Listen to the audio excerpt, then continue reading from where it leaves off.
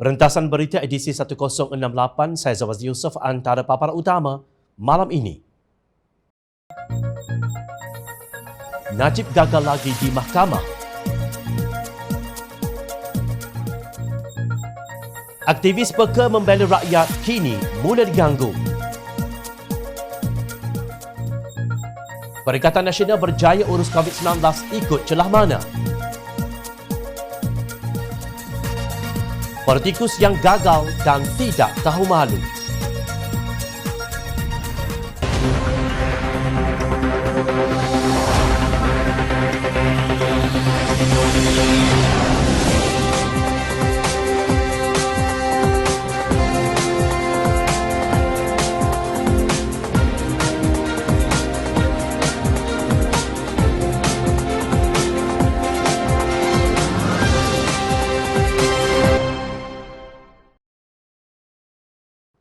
Assalamualaikum dan salam sejahtera. One Malaysia Development Berhad, One MDB dan 4 anak syarikatnya berjaya memperolehi instruksi ekspat daripada Mahkamah Tinggi terhadap Datuk Seri Najib Razak untuk membekukan asetnya sebanyak $681 juta Amerika bersamaan 2.85 bilion ringgit. Instruksi tersebut juga menghadkan pengeluaran bulanan Bank Najib kepada RM100,000. Perintah tersebut dikeluarkan Pesuruhjaya Kehakiman Ahtan Mustafa Yusof Ahmad dalam prosiding yang dijalankan melalui aplikasi Zoom selepas membenarkan permohonan instruksi Mariva sebelah pihak yang dipohon One MDB dan anak syarikatnya Global Diversified Investment Company Limited, sebelum ini dikenali sebagai One MDB Global Investment Limited. One MDB dan anak syarikatnya mendakwa $681 juta Amerika telah diseleweng dan dipindahkan ke akaun Najib. Difahamkan instruksi berkenaan terpakai di seluruh dunia dan hanya meliputi Najib, walaupun bekas pengarah dan penasihat lain turut dinamakan dalam saman One MDB. Instruksi Mariva adalah perintah menghalang seseorang daripada melupuskan harta sementara kes sedang berjalan. Perintah itu juga antara lain menyebut Najib mesti membuat pendedahan secara bertulis kepada One MDB dan Global Diversified berhubung asetnya sehingga pada nilai $681 juta Amerika, sama ada di dalam atau di luar negara, sama ada di bawah namanya sendiri atau tidak, dan sama ada milikan secara tunggal ataupun secara bersama defender lain. Najib juga dikehendaki memberikan nilai, lokasi dan segala maklumat asetnya. Maklumat tersebut hendaklah disahkan melalui suatu affidavit dan disampaikan kepada peguam plaintiff pertama One MDB dan kelima Global Diversified dalam masa 14 hari selepas perintah mahkamah sampai kepadanya. Perintah terbabit juga menyatakan mana-mana individu dalam prosiding tersebut atau sebaliknya yang dimaklumkan mengenai perintah berkenaan tidak seharusnya membantu atau membenarkan pelanggaran perintah atau boleh dikenakan tindakan menghina mahkamah jika berbuat demikian. Saman berbilion ringgit tersebut telah difailkan oleh One MDB dan anak syarikatnya terhadap Najib dan beberapa bekas pengarah atau penasihat dalam syarikat terbabit pada Mei tahun lalu. Sebelum ini, pada 27 Januari lalu, Najib gagal dalam rayuannya di Mahkamah Rayuan agar samannya terhadap M-Bank dan 2 lagi pihak didengar semula di Mahkamah Tinggi Kuala Lumpur, Lapo Astro Awani. Panel 3 hakim diketuai Hakim Datuk Yaakob Muhammad Sam bersidang bersama Datuk Hadariyah Said Ismail dan Datuk Ahmad Zaidi Ibrahim sebulat suara menolak rayuan bekas Perdana Menteri itu. Hakim mendapati rayuan tersebut tidak mempunyai merit dan Mahkamah Tinggi tidak terkhilaf yang membolehkan keputusan sebelum ini dipinda. Mahkamah memerintahkan Najib membayar kos RM40,000 kepada M-Bank dan AMMB Holdings Berhad atau AMMB Holdings serta RM35,000 kepada pegawai perhubungan bank itu, Joanna Yu Gingping. Najib memfailkan saman tersebut terhadap M-Bank, AMMB Holdings dan Jinping pada 9 Disember 2019 dengan alasan mereka selaku defendant telah melakukan kecuaian ketika mengendalikan akaun banknya dengan mendedahkannya kepada ahli perniagaan dalam beruan Low Take Jo atau JOLO.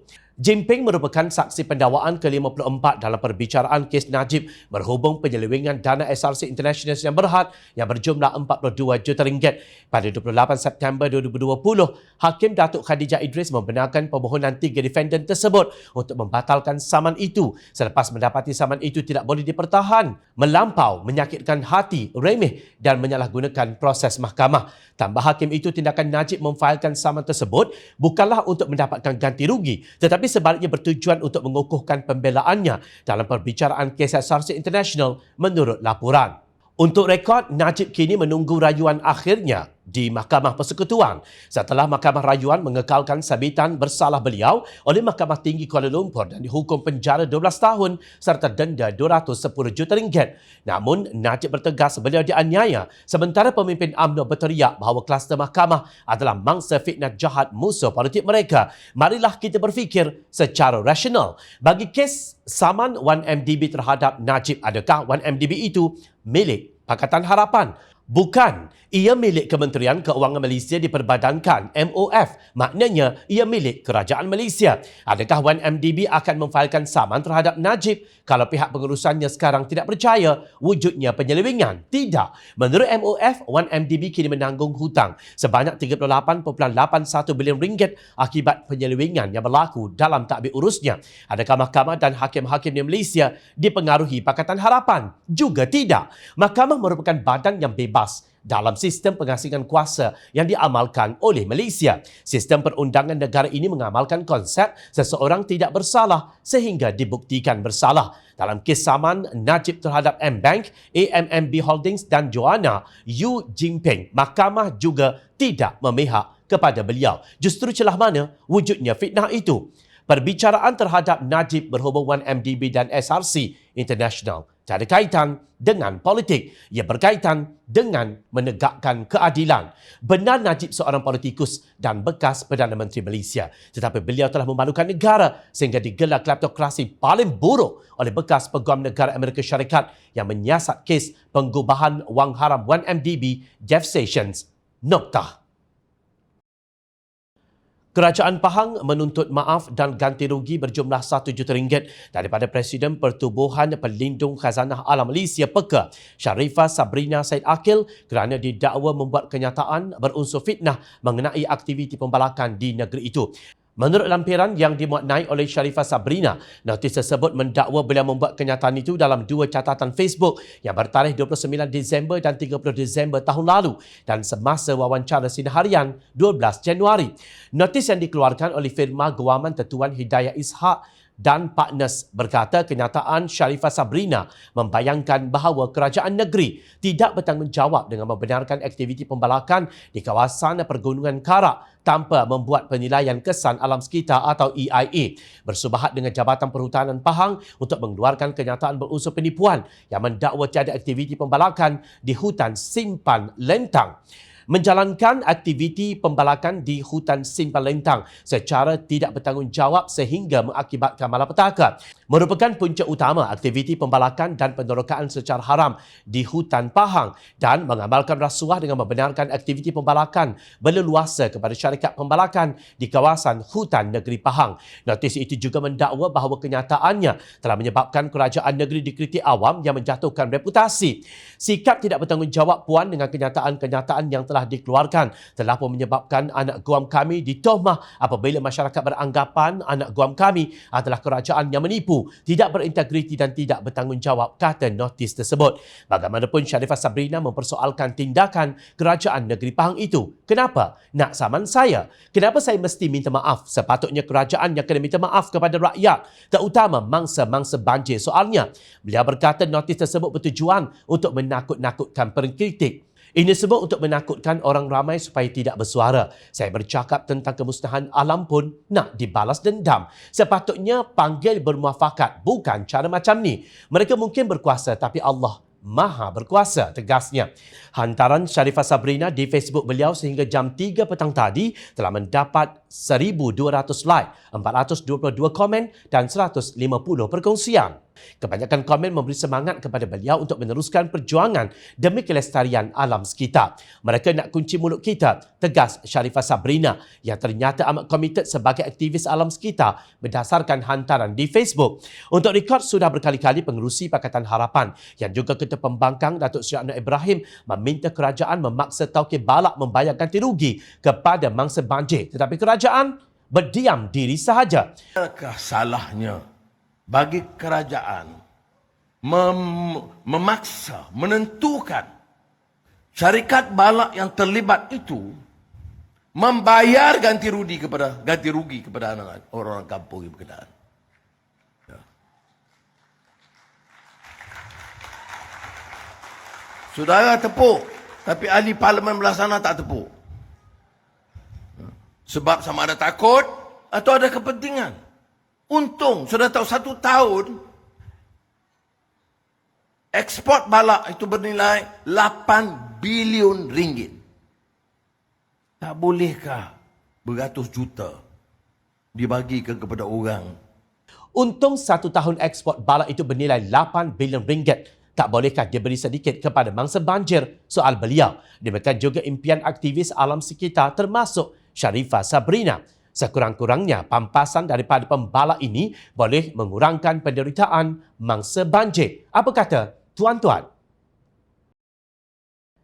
Semasa berkempen untuk pilihan raya negeri Johor, Ahli Majlis Pimpinan Tertinggi MPT Bersatu, Datuk Seri Muhammad Azmin Ali berkata antara kejayaan luar biasa Perikatan Nasional adalah mendapat pengiktirafan dunia sebagai sebuah kerajaan terbaik dalam menjalankan usaha pemulihan COVID-19. Lihatlah rekod Perikatan Nasional dalam tempoh begitu singkat. Negara hadapi krisis kesihatan, krisis ekonomi, namun kepimpinan Tan Sri Mahyadin Yassin dan PN berjaya membawa negara keluar daripada krisis ini. Malah diiktiraf masyarakat dunia yang mana indeks pemulihan COVID-19 Nikkei meletakkan Malaysia di tangga ke-13 berbanding 115 pada tahun sebelumnya. Ini adalah rekod yang tidak boleh dipadamkan. Data tidak menipu katanya. Baguslah jika Malaysia berada di tangga ke-13, tetapi data tersebut adalah untuk Disember 2021. Justru untuk mengatakan ia hasil kebijaksanaan Mahyadin Mat Yassin adalah sesuatu yang boleh dipertikaikan. Memandangkan tempoh Mahyadin menjadi Perdana Menteri Malaysia berakhir pada Ogos 2021. Ini bukan pertama kali Azmin Ali mengungkapkan kalimah yang sedemikian dan mendabik dada tentang kejayaan Perikatan Nasional menangani pandemik COVID-19. Sebelum tercetusnya gelombang ketiga, beliau telah berkata, nasib baik Pakatan Harapan tidak memerintah kalau tidak akan bertambah kematian bukan disebabkan oleh COVID tetapi oleh Pakatan Harapan, kata bekas Menteri Kesihatan Datuk Seri Dr. Zulkifli dalam satu kenyataan. Menurut Zulkifli, tidak berapa lama selepas Azmin berucap demikian, telah tercetus gelombang ketiga yang merupakan malapetaka paling buruk di dalam sejarah kesihatan awam negara ini. Punca utama berlakunya gelombang ketiga ini ialah pilihan raya negeri Sabah PRN 2020 yang merupakan peristiwa super spreader yang menularkan coronavirus kepada seluruh negeri Sabah dan semenanjung Malaysia. Ahli-ahli politik dan rombongan penyokong mereka adalah anasir super spreader yang telah membawa virus secara besar-besaran dan mengakibatkan gelombang maut COVID-19, katanya. Bila menjelaskan Malaysia telah mencatatkan kes per kapita yang mengatasi India yang paling tinggi ketika itu dan kes kematian per kapita rakyat Malaysia merupakan di antara yang tertinggi di dunia dan yang tertinggi di Asia. Bukan hanya Perikatan Nasional bertanggungjawab mencetuskan gelombang ketiga, tetapi mereka gagal untuk mengurusnya dengan cekap, cepat dan berkesan. PKP 3.0 dan ordinan darurat yang dipaksakan ke atas rakyat jelata pada Januari 2021 tidak berjaya melunturkan lengkung pandemik, malahan menambah kesengsaraan rakyat yang memporak-peranda sosioekonomi negara, tegas Ketua Task Force COVID-19 Selangor itu. Sebaliknya, kes COVID-19, kata Zulkifli, terus melonjak, kemasukan ke hospital bertambah, kematian meningkat dan ramai yang mati sebelum dibawa ke hospital. Gelombang ketiga ini telah menyebabkan suatu krisis kepada perkhidmatan kesihatan negara yang tidak berjaya menampung kes kemasukan hospital dan kematian COVID-19 yang meningkat secara mendadak, ujarnya. Menurut beliau, hanya apabila politik pandemik diketepikan dan pakar kesihatan negara di dalam Kementerian Kesihatan Malaysia KKM dan di luar KKM seperti di dalam bidang Academic Expert Advisor Group, doktor swasta, kor kesihatan tentera dan NGO digembelingkan secara inklusif di dalam Greater Klang Valley Task Force GKVTF, pandemik ini berjaya diurus dengan efektif dan perkhidmatan kesihatan dapat dikembalikan kepada sedia kala sehingga kini. Kata Zulkifli, Perikatan Nasional juga banyak mencemari pengurusan pandemik dengan unsur-unsur politik yang menghindari kaedah sains untuk mengatasi ancaman coronavirus. Jelas bahawa fake wabak, prinsip dan pengurusan wabak Perikatan Nasional agak ketinggalan zaman, tidak kontemporari dan kurang idea yang bernas untuk menangani virus COVID-19 yang amat berbahaya yang tidak seperti virus-virus yang terdahulu. Parti Perikatan Nasional menunggang pandemik ini untuk menyekat proses demokrasi, melaksanakan ordinan darurat, menangguh persidangan parlimen dan memberi kezaliman kuasa kepada Perdana Menteri Perikatan Nasional yang bakal menyebabkan negara kita menuju ke arah suatu autokrasi dan hancurnya demokrasi bidasnya. Beliau juga mengungkit bahawa hakikatnya sejarah politik negara merakamkan bahawa Perikatan Nasional yang memulakan pertukaran kerajaan melalui langkah pengkhianatan dengan langkah Sheraton tanpa menghiraukan pandemik COVID-19 mula menular dan mengganas di negara ini. Ahli Parlimen Pakatan Harapan Kuala Selangor itu juga mengingatkan bahawa lonjakan kes akibat daripada varian Omicron harus ditangani dengan bijak dan cermat supaya tidak bertambah parah dan menjejaskan sistem perkhidmatan kesihatan negara dan juga moral pekerja kesihatan yang bertarung 2 tahun berturut-turut dan memelihara ekonomi negara yang baru menghampiri pemulihan. Retorik Azmin harus lebih bertanggungjawab dan memberi kerjasama kepada National Task Force yang telah diaktifkan semula di dalam suatu kolaborasi yang inklusif yang menyelaraskan semua agensi dan sektor kerajaan di dalam suatu rangka strategi untuk mengatasi gelombang Omicron yang mengancam kini. Tambahnya, inilah akibatnya apabila dana digunakan untuk modal kempen pilihan raya walaupun tidak relevan dengan hakikat prestasi kepimpinan politik yang ingin dijulang. Nampaknya semakin kita menghampiri pilihan raya negeri Johor, semakin berserabut hubungan antara Perikatan Nasional dan Barisan Nasional. Perang mulut di Facebook berlaku antara Jeneral Bersatu Tan Sri Mahyadin Mat Yassin dengan Jeneral UMNO Datuk Seri Najib Razak. Dalam kenyataannya ketika menjawab tuduhan Najib bahawa pengkhianatan Bersatu dalam pilihan raya negeri PRN Sabah menjadi punca muafakat nasional gagal, beliau mendakwa ahli parlimen pekan itu supaya tidak memutarbalikkan fakta. Beliau juga menyindir bahawa Presiden UMNO itu tentang sabitan bersalahnya di mahkamah di atas jenayah berhubung SRC International. Saya fikir Datuk Seri Najib elok ambil masa bermuhasabah diri. Tak usahlah bermain politik jelik. Anda telah dapati bersalah oleh mahkamah atas satu kesalahan jenayah yang berat. Sepatutnya ada sedikit rasa malu. Dalam Islam, malu itu adalah sebahagian daripada iman. Tetapi malangnya di dalam UMNO, seseorang yang telah disabitkan dengan kesalahan jenayah yang disifatkan sebagai national embarrassment oleh mahkamah diangkat sebagai bos dan dilaungkan slogan malu apa bosku. Di mana letaknya keimanan? Di mana maruah soal Presiden Bersatu itu? Beliau juga mempersoalkan UMNO kerana masih mengungkit mengenai muafakat nasional sedangkan beliau sudah melupakannya. Bersatu telah buat keputusan untuk tidak menyertai muafakat nasional. UMNO pun telah buat keputusan dalam Perhimpunan Agungnya untuk tidak bekerjasama dengan Bersatu. Jadi apa lagi yang hendak diungkit soalnya? Mahyadin turut memperlekeh pemimpin UMNO sebagai tidak bermoral. Ada hikmah Bersatu tidak bekerjasama dengan UMNO. Jadi Bersatu tidak terpalit dengan masalah moral yang membelenggu pemimpin UMNO. Secara peribadi, saya malu untuk dikaitkan dengan parti yang masih mengangkat seseorang yang telah didapati bersalah oleh mahkamah atas satu kesalahan jenayah berat sebagai bos, tegasnya. Perang tersebut berpanjangan apabila Ketua Penerangan Bersatu, Datuk Wan Saiful Wan Jan menganggap alasan Datuk Hasni Mohamad bahawa kerajaan Johor tidak stabil kerana hanya ada majoriti satu kerusi sahaja sebagai dangkal. Menurut beliau, kerajaan PAS Kelantan pada tahun 2004 menang dengan majoriti 2 kerusi. Bagaimanapun, apabila seorang ahli Dewan Undangan Negeri meninggal dunia, majoriti itu turun menjadi 1 sahaja. Kerajaan PAS kekal stabil sehingga pilihan raya umum 2008. Maksudnya, jika PAN mentadbir maka ia tiada masalah, ujarnya. Wan Saiful menegaskan bahawa kenyataan Menteri Besar Johor itu sebagai bukti kegagalan dan ketidakmampuan beliau mentadbir negeri berkenaan. Apabila Datuk Hasni menyatakan kerajaan beliau yang juga ada satu kerusi majoriti tidak stabil, itu adalah pengakuan Datuk Hasni bahawa dia gagal mentadbir dan gagal mengemudi kerajaan negeri. Dia yang tidak mampu memimpin, bukan kerajaan tidak stabil. Yang sebenarnya tidak stabil itu adalah poket-poket dan akaun-akaun bank pemimpin UMNO yang tidak dapat merompak dengan bebas kerana kewujudan Exco dari Perikatan Nasional yang menjadi semak dan imbang dalam pentadbiran, katanya sinis. Kenyataan Wan Saiful itu menyebabkan Ketua Penerangan UMNO Syahri Hamdan pula berang sehingga Pakatan Harapan yang tak ada kaitan pun diseretnya sekali. Nampaknya sudah menjadi agenda rasmi Ketua Penerangan PPBM untuk menyerang UMNO sejak kebelakangan ini, tapi macam manifesto Pakatan Harapan yang dia tulis, beliau sendiri keliru dengan apa dikatakan dan hanya fikir untuk memburukkan UMNO bidah Syahril. Beliau menafikan bahawa Hasni seorang menteri besar yang gagal kerana beliau telah melaksanakan beberapa program dan inisiatif yang bermanfaat untuk rakyat.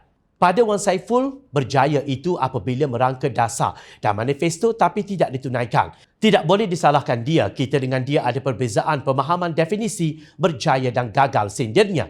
Syahril juga mendakwa bersatu mengugut kerajaan Johor pimpinan Hasni yang juga pengerusi Badan Perhubungan UMNO negeri tersebut.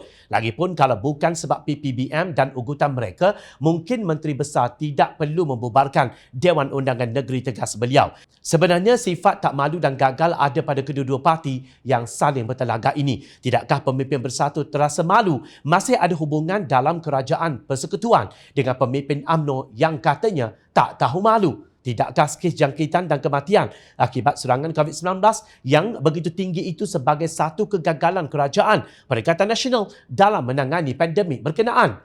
Untuk rekod kemasukan pelaburan langsung asing FDI ke Malaysia merosot sebanyak 68% kepada $2.5 bilion Amerika pada tahun 2020 menurut laporan United Nations Conference on Trade and Development UNCTAD. Malaysia mengalami kemerosotan FDI paling teruk berbanding jiran-jirannya, Singapura yang jatuh sebanyak 37% ke $58 bilion Amerika, Indonesia 24%, $18 bilion Amerika dan Vietnam pula 10% ke $14 bilion Amerika. Jangan lupa, ketika Perikatan Nasional berkuasa, UMNO BN juga berada di dalam kerajaan sebagai ahli kabinet. Justru mereka sama-sama tak tahu malu dan sebenarnya sama-sama gagal. Ingat, rakyat sentiasa memerhati. Teruskan bersama kami di Jom Channel dan layari portal jomchannel.net untuk mendapatkan berita politik tanah air. Saya Zawazi Yusof, terima kasih. Assalamualaikum. Jumpa lagi.